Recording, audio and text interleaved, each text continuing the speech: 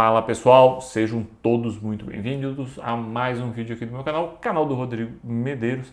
E o vídeo de hoje eu vou tratar de um assunto que pediram muito nos últimos dias lá no Instagram, que é essa questão envolvendo o conflito da Rússia com a Ucrânia e o impacto na economia mundial que vai trazer e como isso pode impactar as nossas finanças aqui diretamente, tá? Nós vamos objetivamente já para os pontos que eu pude refletir. Eu demorei um pouco para gravar o vídeo. Normalmente eu faço isso, eu sempre digo que o primeiro, segundo dia nós não devemos fazer nada, devemos tentar observar tudo, ler muita coisa, tentar se informar e ver o que pode realmente refletir economicamente, o que pode refletir nas nossas finanças para tomar as decisões mais acertadas ou não.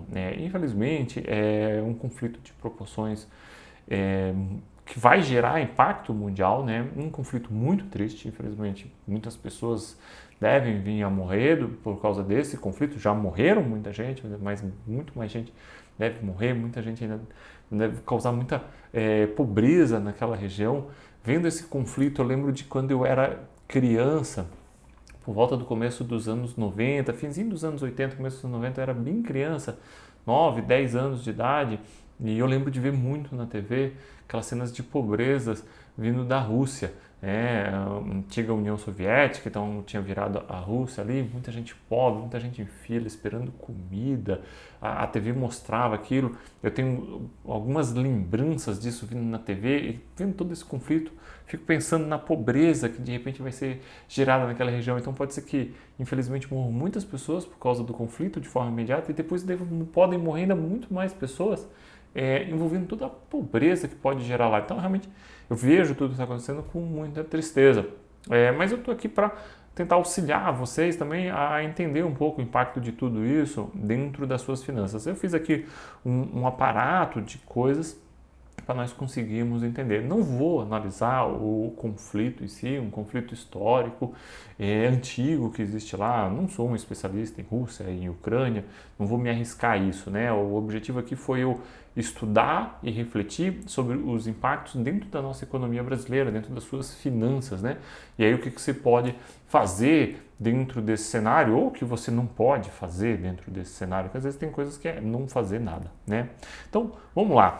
O primeiro ponto que eu apurei, que eu consegui detalhar é o seguinte: aquela região é uma grande produtora de milho, trigo e fertilizantes. Então, eles são grandes produtores de commodities agrícolas, mas principalmente milho e trigo. E aí, o que nós estamos vendo já nos últimos dias? Nós estamos com segunda e terça de carnaval, as bolsas brasileiras fechadas, mas as bolsas no mundo estão abertas. Então, você vai vendo lá a negociação de commodities e tudo mais. Então, nós estamos vendo as commodities agrícolas subindo muito, principalmente o milho e o trigo. A soja subiu também, mas o que mais subiu foi o milho e o trigo, tá? Só hoje subiu mais de 8%. Hoje, desculpa, é dia 1º de março, terça-feira de carnaval, né? Então são 8h45 da noite quando eu gravo esse vídeo aqui para vocês. Então hoje o dia encerrou, tinha subido um pouco mais de 8%. Tá? E depois aquela região é uma grande produtora de fertilizantes. Fertilizantes aí utilizado para fazer com que as plantas cresçam melhor, né? E aí para a produção agrícola, e aí evidentemente você tem um impacto em toda a agricultura do mundo inteiro. Mas o grande impacto assim que nós podemos ver foi milho e trigo, que são importantes, eles são importantes produtores, eles são importantes produtores de várias commodities agrícolas. E aí evidentemente o que acontece com commodities agrícolas subindo, o preço da comida sobe como um todo. E aí um impacto muito forte aí para investidores de ações, né? O custo de produção de proteína animal eleva muito. Se você tem uma alta aí do preço dos produtos que são utilizados para a ração animal, você acaba tendo um aumento do custo muito grande e nem sempre você consegue repassar esse aumento de custo para o seu produto. Então, às vezes, você tem ali uma compreensão da margem, pelo menos no começo. Então, aí, pessoal que investe nas empresas de proteínas precisa ficar um pouco atento a isso, porque elas não têm uma melhora imediata nos seus preços a ponto de conseguir repassar esse custo elevado que acaba sendo muitas vezes gerado por uma oferta. Claro que nós estamos falando agora uma preliminar do que nós estamos vendo. Torcemos nós que de repente amanhã, depois, esse conflito acabe, mas não está aparecendo isso, infelizmente, né, pessoal? Então, dentro desse cenário, o que nós estamos vendo hoje é isso. Então, preço de comida subindo, principalmente por causa das commodities agrícolas, a proteína animal vai subir, evidentemente, mas de repente não consiga acompanhar o aumento de custo, então essas empresas vão ter uma diminuição de margem, tá?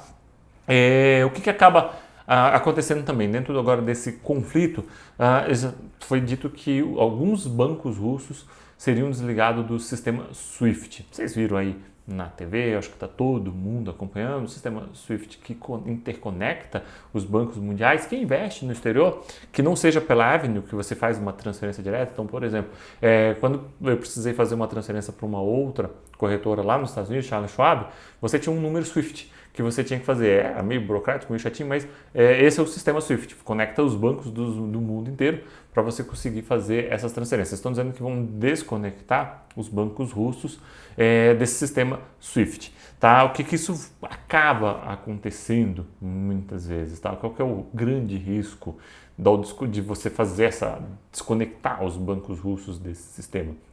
Você tem um problema de inadimplência, você ter esses bancos russos não conseguindo pagar seus credores, por exemplo, europeus, outros bancos europeus, por exemplo, que emprestaram dinheiro para bancos russos, acabar que não conseguirem pagar esses outros bancos, esses bancos europeus. E nós temos um problema de inadimplência. Aí você tem o quê?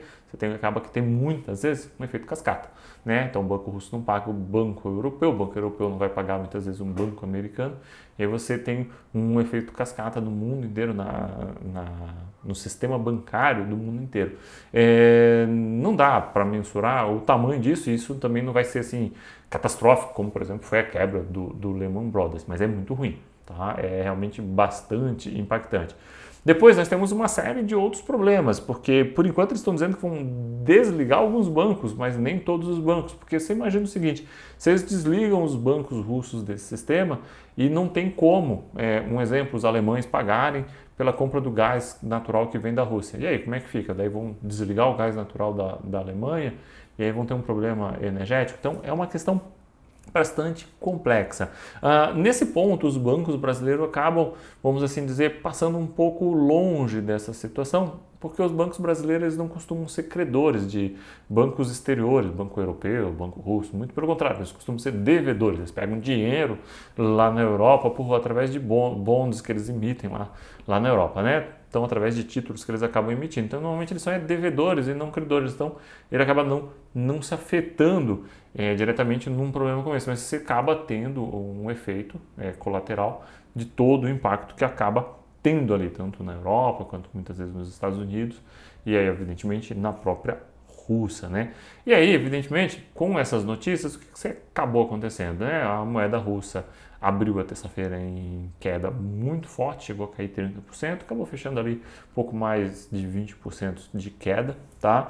Você teve uma procura muito grande das pessoas por bancos, para fazer saques e tudo mais, e nós sabemos que o banco, se todo mundo for no banco para sacar seu dinheiro, o banco não tem dinheiro para pagar todo mundo, então ele não vai conseguir, você vai acabar tendo que limitar ali a quantidade de saque, você tem, infelizmente, aquela pandemônio mesmo, né? Você tem um problema ali logístico, as pessoas entrando em desespero, querendo sacar dinheiro para não ficar sem dinheiro e tudo mais.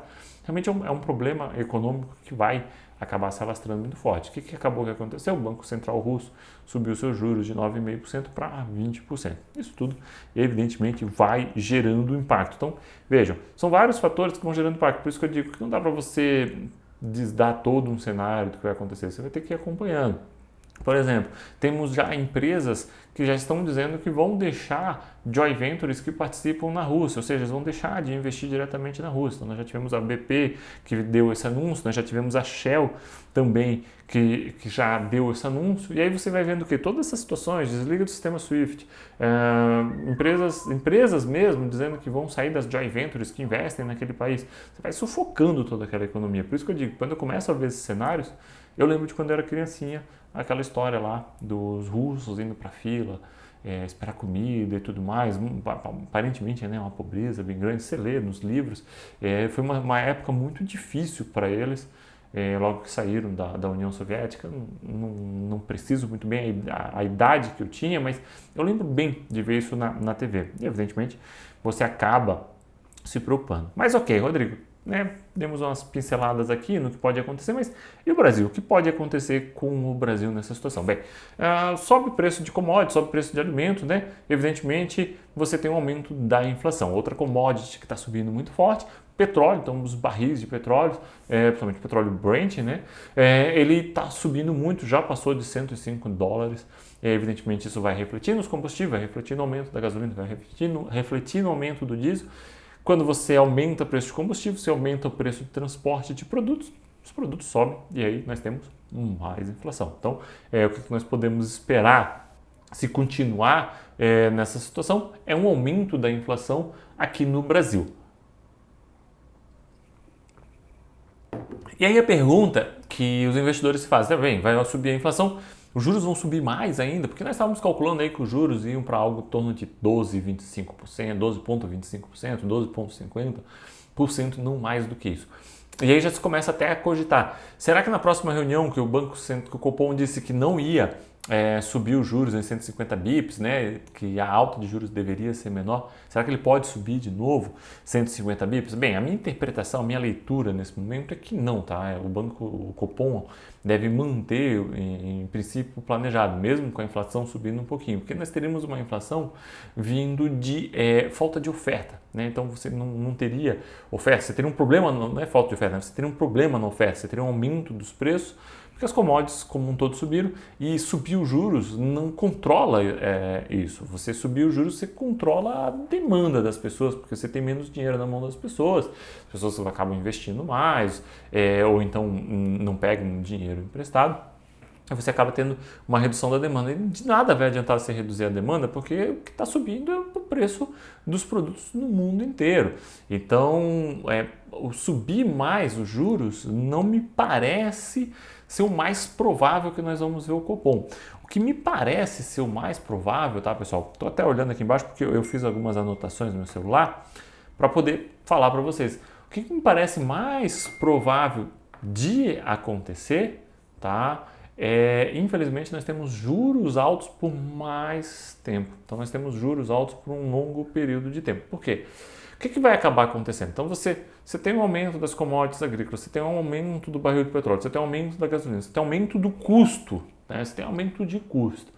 O empresário não vai conseguir repassar totalmente esse preço, nós sabemos disso. Ele tem um delay que ele consegue repassar esse preço, então ele não consegue vender. Então ele vai ajustar, vai diminuir um pouquinho sua margem. Então, por exemplo, o produtor de proteína vai subir o trigo, vai subir o milho, vai subir a soja, vai subir os custos de alimentação dos animais, ele não vai repassar todo esse aumento de custos para o seu preço. Não agora. Por quê? Porque senão ele não vai vender adequadamente. Mas em algum momento ele vai tentar passar aquele aumento de preços. Então, e aí é onde vem o quê? Quando que ele vai passar? Quando eu tiver uma melhora na questão dos preços das commodities, né? Ou mesmo eu tiver uma melhora de demanda, ou quando não for mais possível. Eu sou obrigado a passar porque senão eu vou quebrar, tá? E aí o que acaba acontecendo? Isso acaba gerando o que se chama, né, de inflação inercial. Ou seja, a inflação ela entra numa inércia e fica muito difícil de parar. Porque daí quando começa a subir, A sobe, B sobe, C sobe e assim por diante eu vou subindo. Para evitar isso, eu tenho que manter os juros por um longo período de tempo mais elevado. Então, ele não precisa ser muito elevado, porque também se for muito elevado, quebra a nossa economia. Dentro de um período que de repente nós podemos ter uma recessão mundial, porque como eu falei para vocês, você tem lá os bancos russos que não conseguem pagar seus credores, que muitas vezes são bancos europeus, que de repente podem ter algum problema para pagar seus credores, que são bancos americanos, e assim por diante. Não que seja exatamente nessa exata equação, mas você tem esse risco. E aí você vai jogar os juros lá para cima com uma recessão? Não faz, às vezes, muito sentido nessa situação, né? Mas você vai ter que frear essa inflação inicial. Então, hoje a minha expectativa seria essa. Não fugir muito dos 12,25, 12,50. A próxima reunião do Copom não deve fugir muito do que já se vinha se cogitando, algo em torno de 100 bips, tá? Mas nós podemos ficar por mais tempo, então ano que vem, continuar com juros elevados, o que é ruim, porque nós teríamos um período de juros elevado e inflação elevada. E aí tudo isso vai se conectando com o quê? Com, por exemplo, um possível problema de desorganização da cadeia produtiva, algo que nós vimos na pandemia. Começa a faltar peça, falta microchip, falta isso, falta aquilo. e tudo começa a aumentar de preço. Você começa a ter problema em escoamento de produtos. Nós não sabemos até que ponto esse conflito vai transbordar para a China, nós não sabemos até que ponto a China vai acabar querendo também fazer algum ato dentro desse conflito. Já se falou aí até em Taiwan, mas por enquanto não se tem nada concreto. Por exemplo, Taiwan é a maior produtora de microchips, né? Temos a maior produtora de microchips lá dentro. E aí, como é que funciona essa situação se você tem uma desorganização da cadeia? Mais inflação. Então, o grande aspecto hoje, tá, seria realmente a inflação, mas eu não consigo ver que o Copom vai explodir essa taxa de juros para conter essa inflação. O mais provável é isso que eu falei, por mais tempo. E aí agora vem a grande questão, né? Eu falo tanto de fundo imobiliário e não pode ser diferente aqui falar de fundo imobiliário.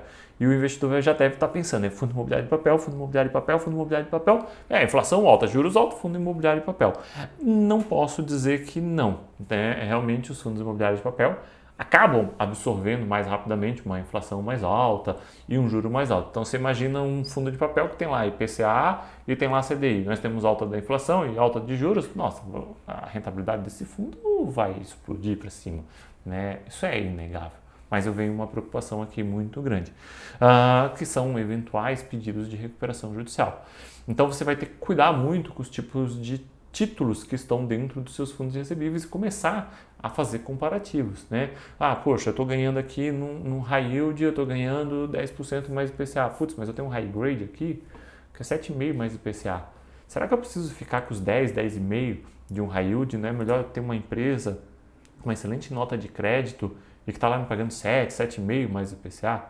Né? Porque o que acaba acontecendo? Quando eu tenho uma empresa menor, você acaba às vezes tendo um risco maior, porque ela às vezes pedir uma recuperação judicial.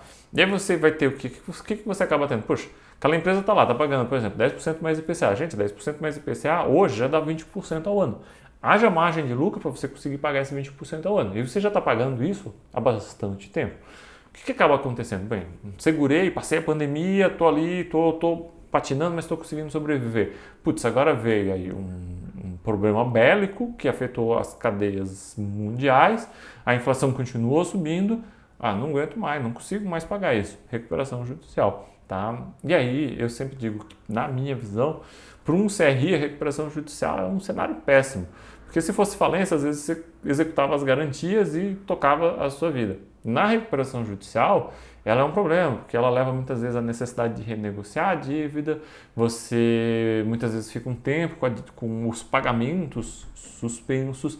É importante lembrar que se você tem alienação fiduciária, se a sua garantia é uma dívida com alienação fiduciária, a sua dívida em si ela não entra para a recuperação judicial, ela não precisa ser renegociada obrigatoriamente, mas às vezes você não consegue, por exemplo, consolidar a sua propriedade da alienação fiduciária, se aquele bem imóvel dado em garantia, ele é um bem essencial para a atividade da empresa.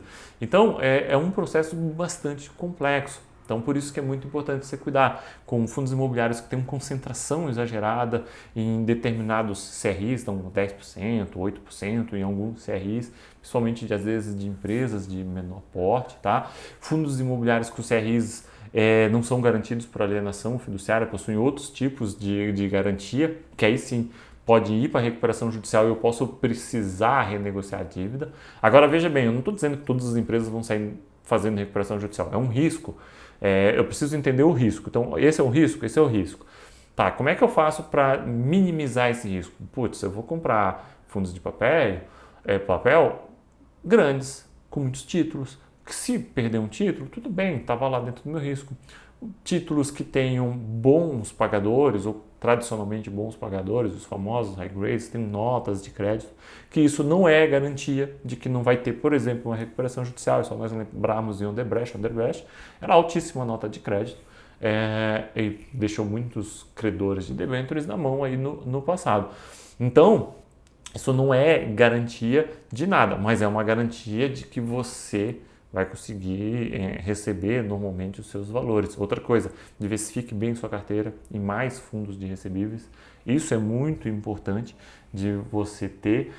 Uma classe que eu gosto nesses momentos em fundos de recebíveis são os pulverizados de imóveis residenciais.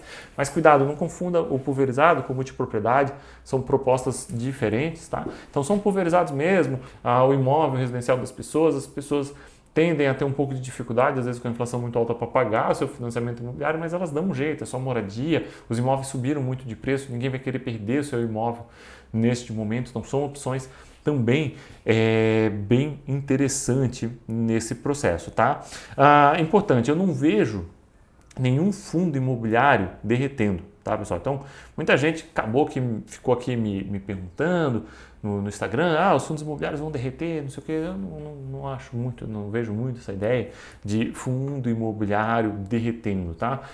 Pode ter esses probleminhas que eu falei para vocês, recuperação judicial, tal, nós temos que ter alguns cuidados ali para fazer essa seleção, para deixar bem formatada a nossa carteira, bem protegida. Deu uma recuperação judicial, tudo bem, eu estou protegido, estou bem diversificado, vários fundos, vários CRIs. Agora, cuidado, por exemplo, tem muitos fundos que têm o mesmo devedor. Então, imagina, você compra 3, 4 fundos imobiliários do mesmo devedor e aí, às vezes, você está lá, pede uma recuperação judicial, você perde 30%, 40% da sua receita no momento daquele ali.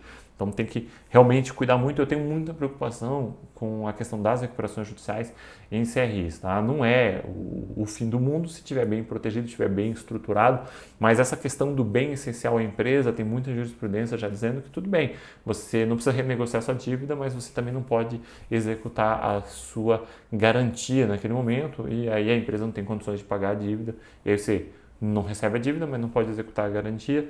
Fica numa situação um pouquinho delicada, tá? A situação da FLCA pode ser uma situação que chega nesse momento, porque você tem lá um CRI, uma empresa que entrou em recuperação judicial, o bem dado em garantia é um bem essencial à atividade da empresa e o bem que gerava fluxo de pagamento é um bem diferente do que o dado em garantia. O bem que gerava fluxo de pagamento ele foi dado em garantia para o Banco Bradesco. Então, uma situação que você pode acabar tendo essa situação dentro do seu fundo imobiliário e acabar muitas vezes não perdendo dinheiro, mas ficando sem o seu fluxo por um tempo e quem sabe até gerar perdas lá na frente, tá? Então esse é um primeiro cenário que nós vislumbramos com a alta de inflação. É óbvio que os fundos de tijolo também acabam se beneficiando. O custo de construir nova sobe, porque commodity sobe, petróleo sobe, ferro sobe, tudo sobe. Então o custo de construir acaba aumentando ainda mais. Com inflação alta, os aluguéis sobem e você começa a ter receita muito mais alta daqueles fundos imobiliários. E aí, conforme for, se nós continuarmos tendo um processo inflacionário aí por mais 2 anos, por exemplo, nós vamos daqui a pouco chegar ao ponto de que fundo de tijolo vai começar a pagar muito perto do que fundo de papel, o que não faz sentido, porque o fundo de tijolo está lá, estou com o imóvel, com a inflação valorizando ele, eu sei que é difícil de ser vislumbrado, enquanto que no fundo de papel eu estou com a inflação sendo distribuída. Então o fundo de tijolo também acaba te protegendo realmente dessa situação, mas óbvio, o fundo de papel ele repassa de forma mais automática, tá? Fundos imobiliários do agronegócio, veja, não é FIAGRO, fundos imobiliários do agronegócio, tá? Betra, RZTR, Betal, tá? Fundos que investem nesse setor. O que acaba acontecendo? Com a alta das commodities, principalmente da soja, tá? Uma commodity muito importante na precificação das terras agrícolas. Terra agrícola normalmente é o seguinte, quantas sacas de soja custam uma hectare? Normalmente esse é o preço que é feito. Então subiu a saca de soja, subiu o dólar, você tem um preço daquela terra ficando mais caro. Esses fundos imobiliários do agronegócio, tradicionalmente normalmente eles compraram as terras com opções de recompra, né? Com opções de compra daquele vendedor. Então, aquele vendedor ele exerce a opção de compra e recompra a terra por um valor que nós nunca é muito aberto. Como é que é feita essa precificação? Se vai incluir IPCA, vai incluir uma taxa de juros? Como é que vai ser feito? Ou seja, esses fundos eles acabam não ganhando a valorização da terra. RZTR começou na última emissão a ter alguma terra agrícola em que ele é o proprietário mesmo da terra, sem essa opção, então o objetivo era ganhar a valorização da terra, e a atual emissão que ele está em andamento tem também esse objetivo, trazer mais terras agrícolas para ficar dentro do fundo e ganhar com a valorização. Então não vai existir essa opção. Só que, óbvio, as terras que ele vai comprar, ele já vai comprar com a saca de soja no preço que está. Então, ele teria que comprar muito bem para conseguir algum tipo de ganho lá na frente. O que eu quero dizer com isso? Como realmente o aumento dessas commodities, essas terras agrícolas acabam se valorizando e você acaba tendo um ganho potencial dentro dessas terras agrícolas.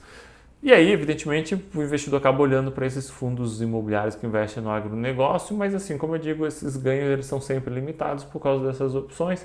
Quem sabe aí a RZTR consegue se beneficiar de alguma forma se essa situação realmente se estender por muito tempo e realmente essas commodities ficarem elevadas por muito tempo. Aí vai depender um pouco do que ele vai pagar no valor das terras agora nessa atual emissão.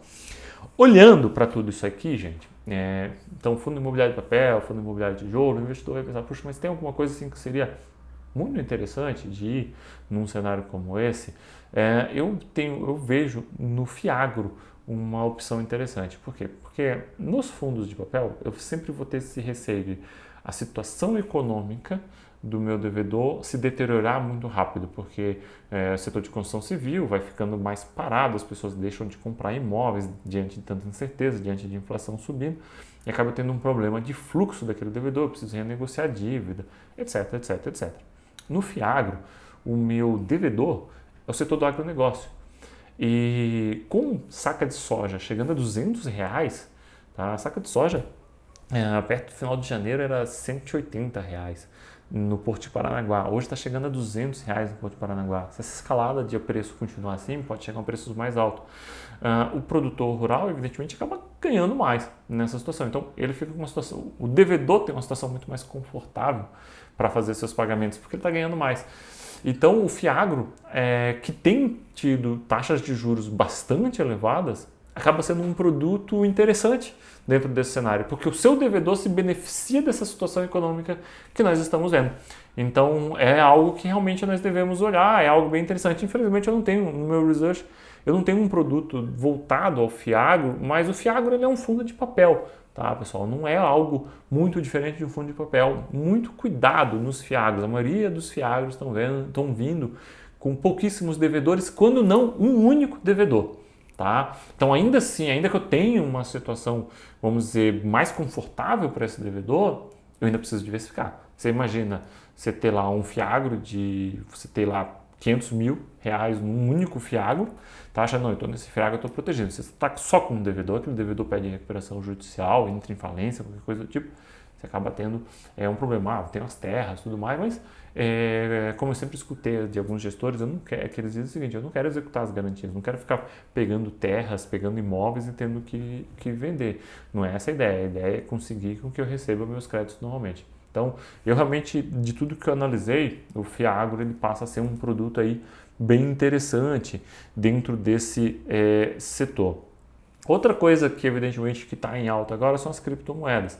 Com essa questão envolvendo o desligamento de bancos russos do SWIFT, a própria dificuldade de você fazer transações bancárias na Ucrânia, na Rússia, a queda da moeda russa e tudo mais, acaba que muita gente está comprando criptomoeda, porque a criptomoeda você põe lá na sua wallet, né? Você põe lá na sua carteira virtual, você coloca na sua carteira física, né? No seu token físico, e você está ali com o seu dinheiro, se você precisar, você acaba podendo sair e tudo mais, há uma corrida por isso. A própria Ucrânia estava pedindo doações em bitcoins, então você tem uma procura muito maior aí pelas criptomoedas que acabaram se valorizando e de repente até tem um potencial de ter uma valorização maior. Não vou me arriscar muito, não é a minha especialidade, as criptomoedas, né? Mas elas acabaram que elas mostraram aí bastante a sua utilidade dentro desse processo. Fica às vezes com algum receio de ter algum embargo europeu ou americano para dificultar a vida da Rússia, mas parece muito pouco provável que isso aconteça, porque isso também afetaria a economia deles. Eu acho que esse é o grande desafio dessa situação toda que nós estamos vivenciando por parte dos Estados Unidos e de países europeus. Tudo que você fizer, você não está fazendo num paísinho desse tamanho, você está fazendo na 10ª economia do mundo, né? Que é a Rússia. E isso tudo gera impactos globais. Então, é um tabuleiro realmente de xadrez que eles estão tendo que medir tudo. O que eu vou fazer de sanção para a Rússia que não vai me prejudicar mais ainda, né? Eu acho que esse é o grande desafio deles. Mas realmente aí as criptomoedas acabam que elas têm uma valorização por causa dessa busca por elas e até mesmo pelos próprios dois países precisando dessas criptomoedas para trabalhar com o dinheiro deles, né? Acaba sendo realmente uma alternativa bem interessante. E aí o investidor agora se pergunta, né, o que fazer? Né? O que fazer aí? Vendo tudo, espero para comprar alguma coisa, compro Fiagro, compro fundo imobiliário de papel, o que eu faço? Estou dando um cenário aqui para quem tem na carteira. Normalmente esse período eu costumo dizer o seguinte, calma. Fique calmo por pelo menos umas 2 semanas e fique acompanhando. Se tiver um movimento de queda muito forte, você pode de repente tentar comprar alguma coisa. Então, dei uma ideia bem interessante. Fiagro pode ser um produto bem protetor nesse período. A maioria deles estão atrelados ao CDI, o CDI está subindo forte, eles têm spreads de juros bem altos em cima do CDI. De repente, um processo de desvalorização desse produto na Bolsa de Valores pode abrir uma oportunidade interessante. Por quê? Porque eu tenho um devedor que se protege, infelizmente, né, se protege desse caos. O Brasil, de certa forma, ele fica um pouco protegido. Nós somos grandes produtores de commodities, justamente o que sobe são as commodities. Então o Fiagro acaba sendo um produto interessante. Mas o normal, o ideal é que você se acalme. Fique tranquilo.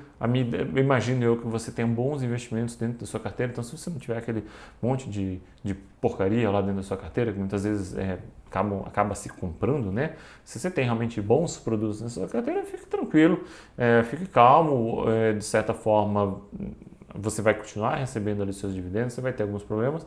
Olhe para sua carteira, veja se você realmente está bem diversificado, cuidado com os fundos de papéis, esses que eu falei para vocês, veja mesmo se vale a pena assumir tanto risco assim, se não vale a pena pegar algum outro fundo que tem um pouco menos de risco, tem um pouco mais de garantia, tirando algum desses detalhes, tá? O ideal é ficar ali acompanhando. Eu tenho um dinheirinho, vai entrar o dinheiro do dividendos, entrou um dinheiro novo, eu sugiro acompanhar pelo menos mais uma semana o que vai acontecer, a escalada da tensão está cada vez maior, então nós estamos cada dia, dia após dia, né, vendo um cenário às vezes um pouquinho pior. Então acho que o momento de tranquilidade é esse. E, infelizmente esse é o cisne negro que nós sempre falamos, né? Aparece um cisne negro.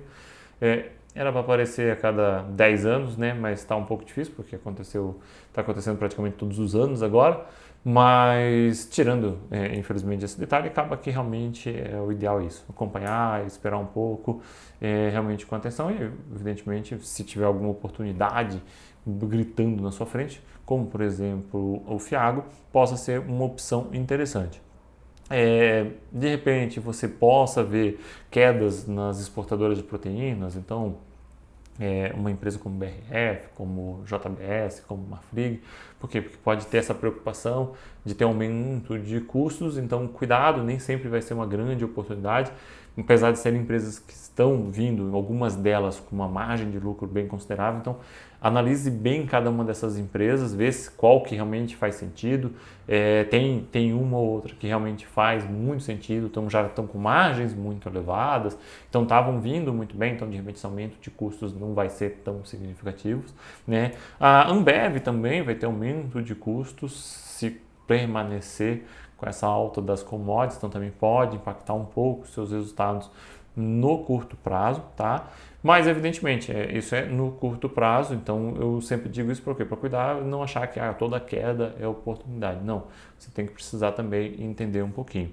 Algumas empresas que podem ser impactadas positivamente, aí sim, nós temos, por exemplo, as empresas produtoras do agronegócio, SLCE, tá? Nós temos empresas de commodities, então Petrobras, Prio, 3R, Enalta. Vamos ter que buscar qual delas é melhor para se posicionar. O objetivo aqui não é dar recomendação nenhuma, mas sim dar ideias do que pode se beneficiar ou não, tá?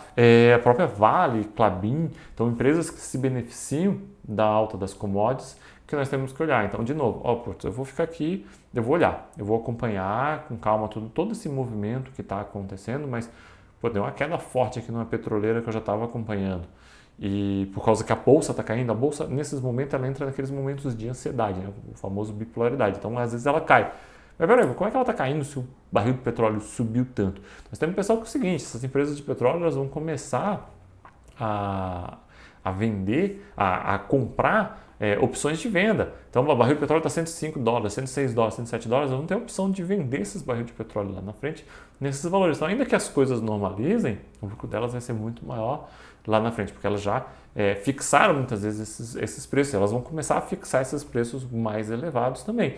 Então é importante nós fazermos esse acompanhamento. Então caiu uma empresa dessa, a empresa que eu já estava acompanhando, a empresa que eu sei que os resultados dela são bons, é uma empresa que está interessante, eu vou comprar essa empresa. Então, produtores de commodities, né, a mesma coisa do Fiagro, são coisas que nós realmente precisamos olhar nesse momento de tanta tensão e de eventuais quedas, tá? De modo geral, esperar, receber o dividendo, espera um pouquinho, põe um pouco nessas empresas, cuidado com esses FIIs de papel que eu falei, não temos como garantir o que pode acontecer ou não, mas um pouco de atenção, um pouco de cautela nesse momento é realmente muito importante. E, de um modo geral, eu acredito que tudo que nós temos até o momento dessa tensão toda vai se resumir à inflação mais elevada por um período de tempo e juros mais altos por um período de tempo. Então, todo o cenário que eu tracei aqui foi justamente para nós vermos quem acaba se beneficiando um pouco desse cenário ou não. Os bancos acabam também se beneficiando um pouco dos juros mais elevados, mas eles têm um risco de ter um aumento maior da inadimplência, então voltar a ter mais PCLD, então provisão aí para crédito de liquidação duvidosa, que já estão desde o início da pandemia com essa situação crescente. Imaginava eu que em 2022 poderia melhorar, mas dentro desse cenário pode ser que continue ainda ruim, não está afetando totalmente seus lucros, então, de um modo geral, eles estão com os preços muito apertados, muito baixos as suas cotações, então seus indicadores ainda estão muito atrativos. Eu, vocês sabem, particularmente estou super exposto nos bancões, mas eles acabam se beneficiando dessa alta de juros, mas acabam se prejudicando pela PCLD, então meio que um elimina o outro, não se beneficiam tanto. Eu acho que a jogada aqui vai ser realmente commodity para quem tiver dinheiro aí para aplicar e quiser aplicar um pouco mais. Empresas da construção civil se prejudicam pelo fato de que o custo aumenta, os juros aumenta para comprar imóveis, mas o que nós estamos vendo já de um bom tempo são o valor dos imóveis residenciais subindo rapidamente, então com a inflação mais alta pode subir ainda mais, então as construtoras que têm mais imóveis prontos podem acabar se beneficiando um pouco. Por quê? Porque elas não têm o aumento de custo, não impacta tanto elas, né? Mas o aumento do produto acaba beneficiando elas. Então, buscar às vezes algumas empresas boas, obviamente, que estejam com seus resultados bem em dia, com bons imóveis prontos dentro da sua carteira, pode ser também um produto bem interessante. Pessoal, a ideia era essa. Passar qual que é a minha visão de tudo que está acontecendo. Se ao longo do tempo for surgindo novos fatos, se eu puder trazer e agregar mais coisas aqui para vocês, eu vou agregar, tá? Ficou com dúvida, quer fazer um comentário, deixa seu comentário aqui embaixo, compartilha esse vídeo com amigos. Se não é inscrito no canal, se inscreva no canal, curta esse vídeo, tá? E todo mundo aqui que compartilhar, eu vou buscar ali tirar alguma dúvida ou não, o que você está vendo, me chama lá no Instagram, vamos bater um papo, tá certo? Então, até o próximo vídeo. A qualquer momento eu posso trazer aí um vídeo se tiver alguma informação nova, e vamos torcer para que isso acabe o quanto antes, não só pela questão econômica, mas também por questão de vidas que infelizmente vão ser perdidas, tanto agora quanto no futuro. Forte abraço para vocês, fiquem todos muito bem.